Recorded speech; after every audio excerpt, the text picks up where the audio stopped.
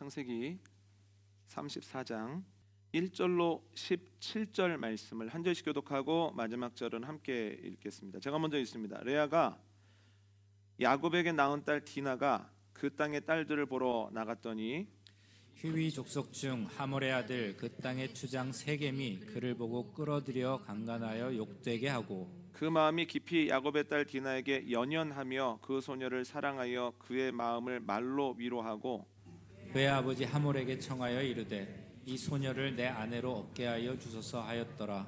야곱이 그 딸 디나를 그가 더럽혔다 함을 들었으나 자기의 아들들이 들에서 목축함으로 그들이 돌아오기까지 잠잠하였고 세겜의 아버지 하몰은 야곱에게 말하러 왔으며 야곱의 아들들은 들에서 이를 듣고 돌아와서 그들 모두가 근심하고 심히 노하였으니 이는 세겜이 야곱의 딸을 강간하여 이스라엘에게 부끄러운 일 곧 행하지 못할 일을 행하였음이더라. 하몰이 그들에게 이르되 내 아들 세겜이 마음으로 너희 딸을 연연하여 하니 원하건대 그를 세겜에게 주어 아내로 삼게 하라. 너희가 우리와 통언하여 너희 딸을 우리에게 주며 우리 딸을 너희가 데려가고 너희가 우리와 함께 거주하되 땅이 너희 앞에 있으니 여기 머물러 매매하며 여기서 기업을 얻으라 하고 세겜도 디나의 아버지와 그의 남자 형제들에게 이르되 나로 너희에게 은혜를 입게 하라. 너희가 내게 말하는 것은 내가 다 주리니 이 소녀만 내게 주어 아내가 되게 하라. 아무리 큰 혼수와 예물을 청할지라도 너희가 내게 말한 대로 주리라. 야곱의 아들들이 세겜과 그의 아버지 하몰에게 속여 대답하였으니 이는 세겜이 그 누이 디나를 더럽혔음이라.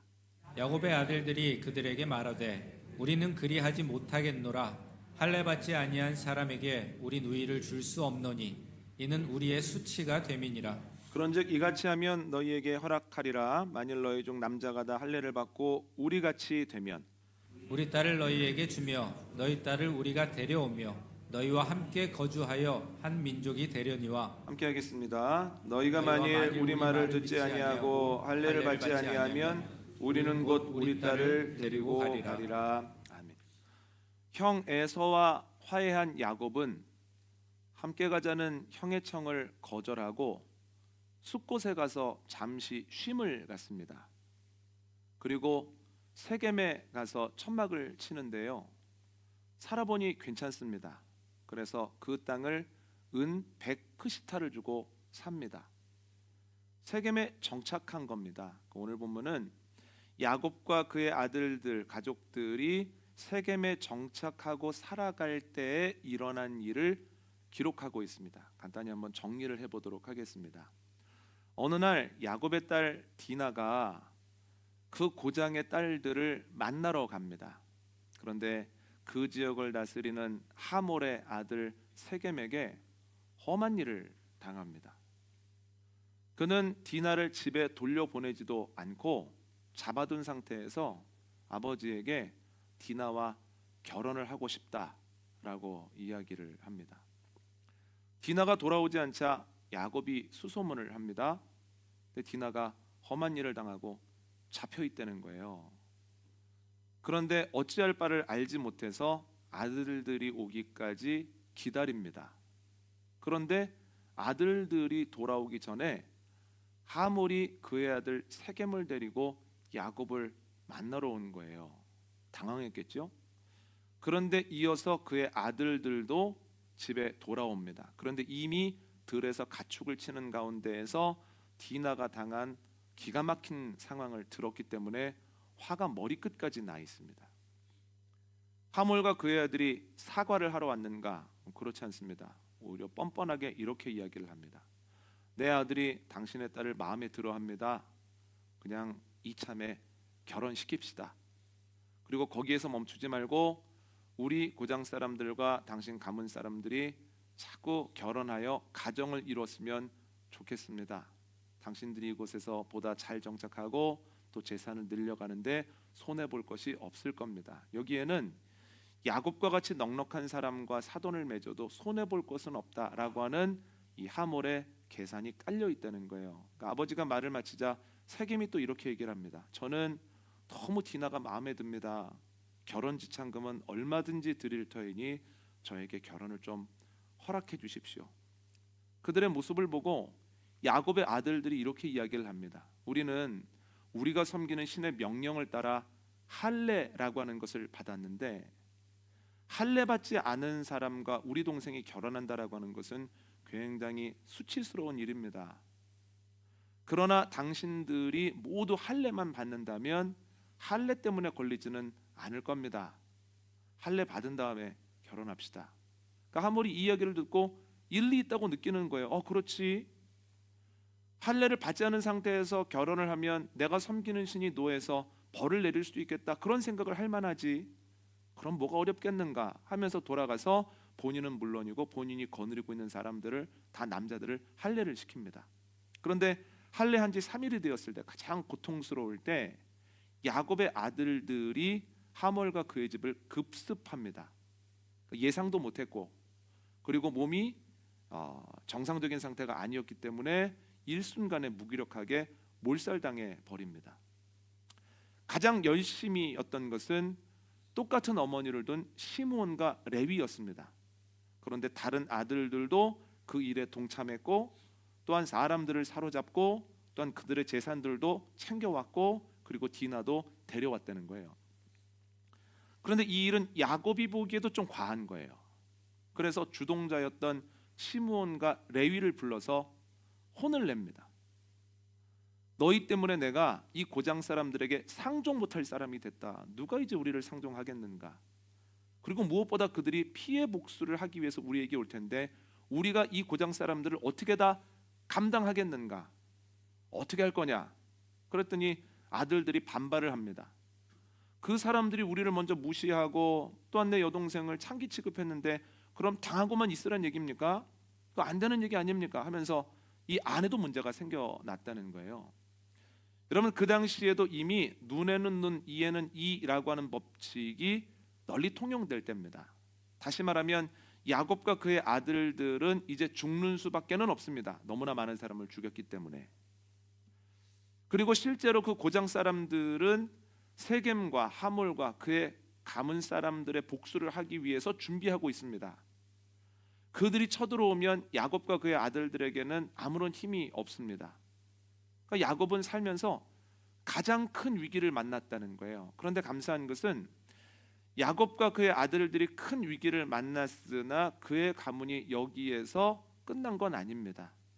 이 외에도 계속해서 그 가문의 삶이 이어지죠. 왜냐하면 큰 어려움을 만났으나 그들이 잘 대처했기 때문입니다. 그래서 오늘은 야곱이 만난 어려움을 통해서 우리가 갑작스러운 고난을 만났을 때, 그리고 그 고난이 감당하기 힘겨울 때 어떻게 하는 것이 올바른 것인가에 대해서 두 가지를 나눠보려고 하는데, 첫 번째는 어려움을 만났을 때 정확하게 점검을 해야 된다는 거예요. 이스라엘 사람들이 애굽에서 나와서 40년 동안 광야에서 훈련을 받습니다. 근데 훈련의 효과는 확실했습니다. 나올 때는 오합지졸이었는데 훈련을 받고 나니까 일사불란한 여호와의 군사가 됩니다. 가나안에 들어가기 위해서 요단강 건너는 모습을 보십시오. 하나님의 명령에 철저하게 순종합니다. 그때는 1년 중에 요단강의 수량이 가장 많을 때고 유속은 더없이 빠를 때입니다.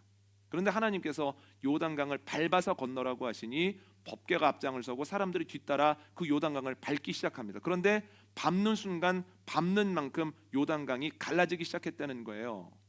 얼마나 놀랍습니까? 또한 요단강을 건너서 가나안 땅에 들어가 치르는 첫 번째 전투를 보십시오. 여리고성에서도 하나님의 명령에 따라서 하나님의 방법으로 전투를 치릅니다. 하나님께서는 칼과 창을 사용하지 말고 매일 아침 일어나서 한 바퀴씩 여리고성을 돌라고 하십니다. 매일매일 한 바퀴씩 돌고 마지막 날에는 7바퀴를 돈 후에 나팔을 불면서 소리를 치라고 합니다. 이상한 명령이죠. 이렇게 해서 어떻게 전투를 이기겠습니까? 그런데 하나님의 명령에 그대로 순종하였을 때 여리고성이 일시에 와르르 하고 무너져 내렸다라고 하는 거죠. 요단강을 건너는 모습을 봐도, 여리고성을 넘어서는 모습을 봐도 그들은 확실히 여호와의 군사가 되었습니다. 그 다음에 아이성이 기다리고 있습니다. 그런데 아이성은 규모로 보면 여리고성과 비할 바 아닙니다. 아주 작습니다. 그리고 지금 이스라엘 사람들의 사기는 어느 때보다도 높습니다. 그럼에도 여호수아가 방심하지 않고 정탐꾼을 보내거든요. 돌아와서 이렇게 얘기합니다. 2-3천 명만 올라가도 충분합니다. 이에 3천 명을 올려보냅니다. 그런데 예상 외에 패배를 당합니다. 여러분 만약에 전쟁에 졌을 때 어떻게 반응하는 것이 보편적일까요? 첫 번째는 작전이 잘못됐나 보다. 두 번째는 군사가 부족했나 보다. 이렇게 생각하기가 쉬운데 여호수아는 그런 반응을 보이지 않았다라고 하는 거예요. 여호수아 7장 한번 찾아볼까요? 여호수아 7장 6절과 7절을 읽겠습니다. 여호수아 7장 6절과 7절을 한 목소리로 함께 읽겠습니다. 시작. 여호수아가 옷을 찢고 이스라엘 장로들과 함께 여호와의 궤 앞에서 땅에 엎드려 머리에 티끌을 뒤집어 쓰고 저물도록 있다가 이르되 슬프도소이다. 주 여호와여 어찌하여 이 백성을 인도하여 요단을 건너게 하시고 우리를 아모리 사람의 손에 넘겨 멸망시키려 하셨나이까. 우리가 요단 저쪽을 만족하게 여겨 거기 거주하였다면 좋을 뻔하였나이다. 아멘. 여호수아가 장로들과 함께 여호와 앞에 나아가 몸을 낮추고 기도합니다. 그리고 이유를 묻습니다. 왜냐하면 하나님께서는 때때로 실패와 고난을 통하여 우리에게 말씀하시기 때문입니다. 왜 실패했습니까? 왜 이런 고난이 나에게 있습니까? 물었더니 하나님께서 작전 때문도 아니고 군사 때문도 아니고 이건 아간의 범죄 때문이다 이렇게 말씀하십니다. 너희가 앞으로 더 나아가려면 아간의 범죄를 제거해야 된다. 그러니까 여호수아가 하나님의 명령에 순종합니다. 그리고 아이성을 넘어 계속해서 앞으로 나아가게 되었다라고 하는 거죠. 여러분, 하나님께서 고난과 어려움을 통하여 말씀하시는 이야기는 사사기에 반복적으로 나옵니다. 하나님께서 가나안 땅을 이스라엘 사람들에게 허락하시는데 놀랍게도 이스라엘 사람들이 그 땅에 들어가서 범죄하고 우상 숭배를 합니다. 그때마다 하나님께서 이방 민족을 통해서 이스라엘 사람들을 어렵게 하십니다. 삶이 어려워지면 고통을 받으면 비로소 내 삶을 점검합니다. 내가 죄를 졌구나. 주님께 나아가 회개합니다. 그러면 주님께서 사사를 통해서 이스라엘 사람들을 건져 주시죠. 그렇게 사사 시대가 흘러갔다라고 하는 거예요. 여러분, 우리가 예상하지 못한 어려움을 만났을 때, 그리고 어려움을 감당하기 힘들 때 우리가 가장 먼저 해야 되는 것은 정확한 점검입니다. 내 삶 속에 하나님이 기뻐하시지 않는 어떤 죄된 습관이 있는가, 죄된 모습이 있는가, 혹은 내가 의도하지는 않았지만 내가 성경적인 원리에서 볼 때 하나님이 기뻐하시지 않는 어떤 씨앗을 뿌린 것이 있는가, 이것을 점검하고 만약에 주님께서 알려주시는 것이 있다면 여호수아가 그 진영에서 아간의 범죄를 제거했던 것처럼 우리의 삶에서 그러한 생각, 그러한 상처, 그러한 습관을 덜어낼 때에만 우리가 우리를 맡고 있는 문제를 넘어설 수 있다는 거예요. 여러분, 어려울 때 주님 앞에서 내 삶을 점검하는 지혜가 저와 여러분에게 있기를 원합니다. 두 번째로 해야 되는 것은 올바른 반응입니다. 여러분, 하나님은 때때로 어려움을 통해서 말씀하심으로 우리를 죄된 길에서 돌이키시고 또한 제자리로 돌아오게 하시죠. 그런데 모든 어려움이 하나님의 음성은 아닙니다. 많은 경우 아무리 생각해도 그 이유를 알 수 없습니다. 그러니까 오늘 본문이 여기에 해당합니다. 저는 아무리 생각해도 야곱이 고난을 겪는 이유를 잘 모르겠습니다. 그들이 살고 있는 땅이 세겜이라고 하는 것을 생각하면 더더욱 그렇습니다. 한번 찾아볼까요? 창세기 12장 5절과 6절입니다. 창세기 12장 5절과 6절 말씀입니다. 한 목소리로 함께 읽습니다. 시작. 아브라함이 그의 아내 사레와 조카 롯과 하란에서 모은 모든 소유와 얻은 사람들을 이끌고 가나안 땅으로 가려고 떠나서 마침내 가나안 땅에 들어갔더라. 아브라함이 그 땅을 지나 세겜 땅 모래 상수리 나무에 이르니 그때 가나안 사람이 그 땅에 거주하였더라. 아멘. 아브라함이 하나님의 명령에 따라 75세에 하란을 떠나 가나안 땅으로 갑니다. 가나안 땅에 도착하기까지 어떤 일들을 겪었는지 일일이 기록하고 있지는 않지만 그가 마침내 가나안 땅에 들어갔다라고 하는 표현을 보면 가나안 땅에 들어가는 것 자체가 만만치 않았다는 거예요. 그런데 그 어려움을 이기고 가나안 땅에 들어가서 아브라함과 그의 가족이 가장 먼저 정착한 곳이 어디입니까? 세겜이라는 거예요. 다시 말하면 세겜은 하나님께서 말씀하셨던 보여주는 땅이고 아브라함 이후에는 아버지의 땅이고 고향 땅이 되었다라고 하는 거죠. 또한 거기는 아주 특별한 의미를 가지고 있는 곳입니다. 여러분, 야곱은 형의 청을 거절해 가면서까지 하나님의 명령에 따라 아버지의 땅으로 가서 정착을 한 거예요. 그럼 여러분, 잘 돼야 될 거 아닙니까? 그런데 하나님의 명령에 따라 형의 청을 거절하고 세겜에서 오랫동안 살았는데 이상하게 그의 삶에 예상하지 못했고 감당하기가 어려운 문제가 생겨버렸다는 거예요. 한 번만 더 생각을 해보면 형을 따라서 세일 땅으로 갔다면 이런 일 일어나지 않았을 것 같습니다. 왜냐하면 형 에서가 그를 든든히 지켜줬을 거거든요. 그런데 하나님의 명령을 따랐다가 이런 어려움을 경험한 거예요. 참 이상한 일이죠. 그런데 이러한 일이 성경에 또 나옵니다. 창세기 12장을 보면 방금 말씀드렸던 것처럼 아브라함이 하나님의 명령을 따라 하란을 떠나서 가나안 땅으로 가거든요. 그런데 하란 땅은 우리가 생각하는 것보다 큰 도시이고 대단한 곳이었다라고 하는 거예요. 일례를 들어보자면 성경에 반복적으로 나오는 아수르라고 하는 제국의 수도가 니누에였습니다. 그런데 아수르가 어려움을 겪는 가운데에서 그 수도 니누에가 함락되거든요. 그래서 그 니누에를 다스리던 사람들이 어디로 망명을 가게 되어지냐면 하란으로 거처를 옮겨서 하란 땅에서 후사를 도모합니다. 그만큼 하란 땅은 넓은 곳이고 대단한 곳이었다라고 하는 거예요. 다시 말하면 아브라함은 그저 그런 곳을 떠나서 적과 꿀이 흐르는 땅으로 간 것이 아니라 가나안과는 비할 수 없이 훨씬 더 넓고 좋은 땅을 하나님의 명령에 따라서 힘써 떠나 거기에 도착했는데, 그런데 아브라함이 만난 것은 기근이었다라고 하는 거예요. 그 기근이 얼마나 심했던지 살아남기 위해서 애굽 땅으로 내려갔다가 고초를 겪죠. 여러분, 하란이라고 하는 좋은 땅을 떠나서 가나안 땅에 들어갔으면 하나님께서 넉넉하게 하시고 편안하게 하시고 또한 예전과 비할 수 없는 복을 누리게 해주셔야 될 거 아닙니까? 그런데도 반대의 일이 일어났다는 거예요. 너무 이상한 일입니다. 오늘 본문에 나오는 사건에 대해서 누군가는 세겜에서 야곱이 너무 나태하게 살았기 때문에 하나님께서 그의 영혼을 깨우시기 위해서 이 디나의 사건을 일어나게 하셨다, 이렇게 해석을 하거든요. 그런데 여러분, 성경 어디에도 야곱이 세겜에서 나태하게 살았다라고 하는 내용이 나오지 않습니다.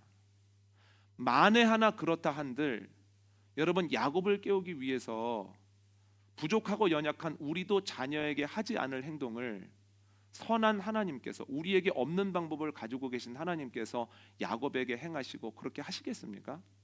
그러니까 이렇게 해석하는 것은 하나님을 너무 공의의 하나님으로만 치우쳐 생각한다는 거예요. 사랑의 하나님은 우리보다 훨씬 더 놀랍고 훨씬 더 큰 사랑을 가지고 계시고 노하기를 더디하시는 분이죠.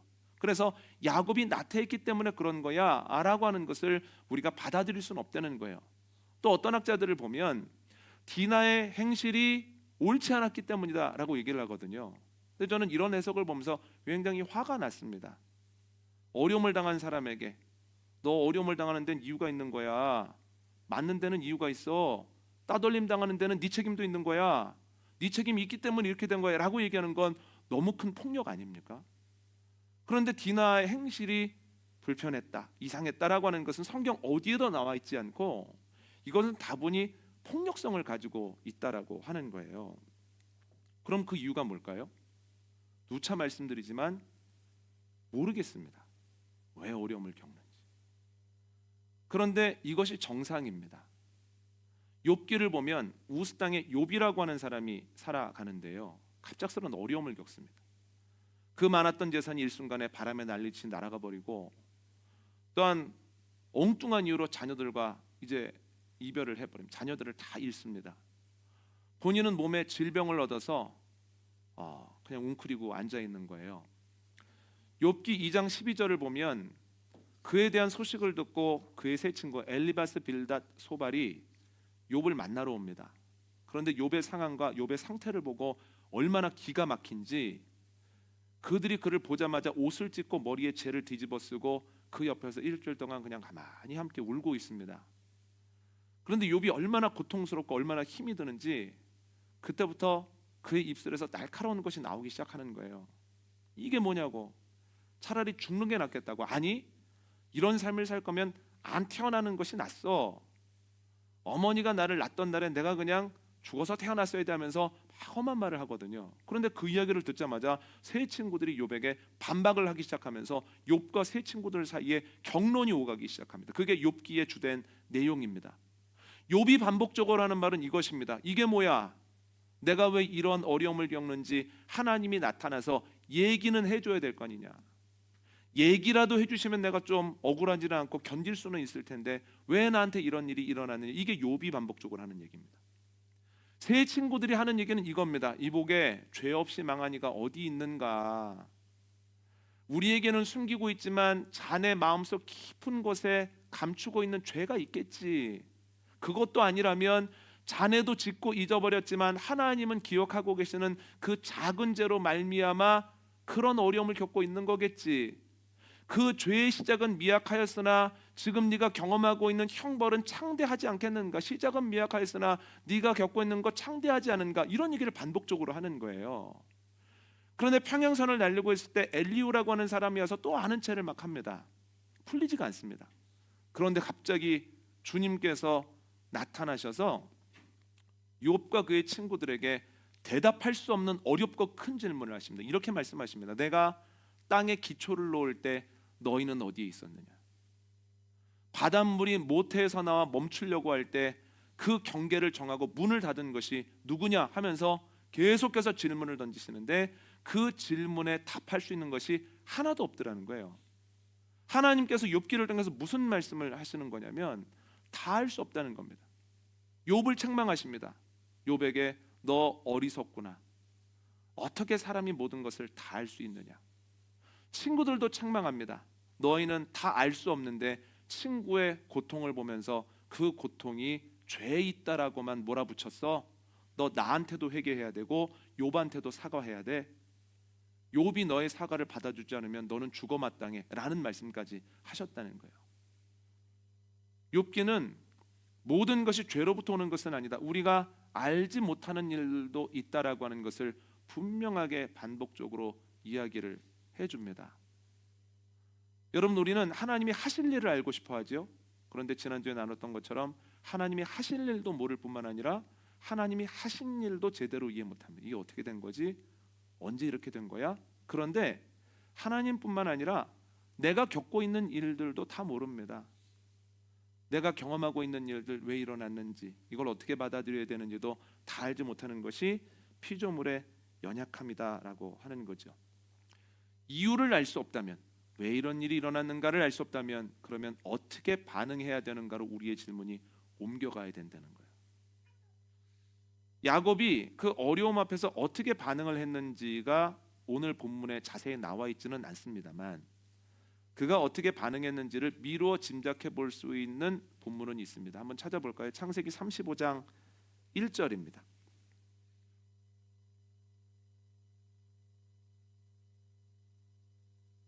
창세기 35장 1절 말씀 함께 읽습니다. 시작. 하나님이 야곱에게 이르시되 일어나 베델로 올라가서 거기 거주하며 내가 내 형 에서의 낯을 피하여 도망가던 때에 내게 나타났던 하나님께 거기서 제단을 쌓으라 하신지라. 아멘. 갑작스럽게 어려움을 당하고 어찌할 바 모르는 사이에 문제가 점점 무거워지고 확장되어지는 그때 야곱 앞에는 두 가지 선택이 있습니다. 첫 번째 선택은 그래야 하나님을 외치는 겁니다. 내가 형의 총도 거절하고 세겜에서 성실하게 살았으면 하나님께서 이에 합당한 일들과 풍성함과 행복을 주셔야지, 그래야 하나님이지, 그래야 마땅히 하면서 등을 보이는 선택이 하나가 있고, 두 번째는 그래도 하나님을 붙잡을 수가 있습니다. 내가 갑작스러운 어려움을 만났고 이 어려움이 왜 왔는지 어떻게 해야 되는지는 참 알기가 어렵지만 그래도 하나님이야. 나는 몰라도 그래도 하나님은 알고 계셔. 나에게는 길이 없지만 그래도 하나님께는 길이 있어. 내가 앞뒤 좌우를 봐도 하나님 안 보이는 것 같지만 그래도 하나님께서 나와 함께 하셔. 나와 동행하셔. 그래서 언젠가는 정금같이 나오게 될 거야. 그래도 하나님을 붙잡는 방법이 있다는 거예요. 야곱은 둘 중에 어떤 거 붙잡았습니까? 그래도 하나님을 붙잡았습니다. 그래도 하나님 함께 하신다는 것을 믿고 끊임없이 주님께 나아가 기도했을 때 하나님께서 이렇게 말씀하시죠. 야곱아, 베델로 올라가라. 야곱은 한 번도 베델로 다시 올라간다는 계획을 세운 적이 없거든요. 그런데 야곱에게 없었던 길을 하나님께서 말씀해 주시고 올라가라고 하시죠. 다음 주에 나누겠지만 베델로 올라갔을 때 야곱이 누렸던 유익은 이루 말할 수 없었다는 거예요. 그런데 야곱은 오늘 본문에서만 그런 것이 아니라 늘 문제가 있을 때마다 그래도 하나님을 붙잡았습니다. 여러분 기억나십니까? 라반의 집에서 그가 넉넉해지자 그에 대한 이상한 소문이 도는 거예요. 라반의 아들들을 통해서 나온 소문인데 야곱이 라반의 모든 것을 도둑질해서 부자가 됐다는 거예요. 너무 억울합니다. 그런데 라반의 안색을 보니 예전 같지 않습니다.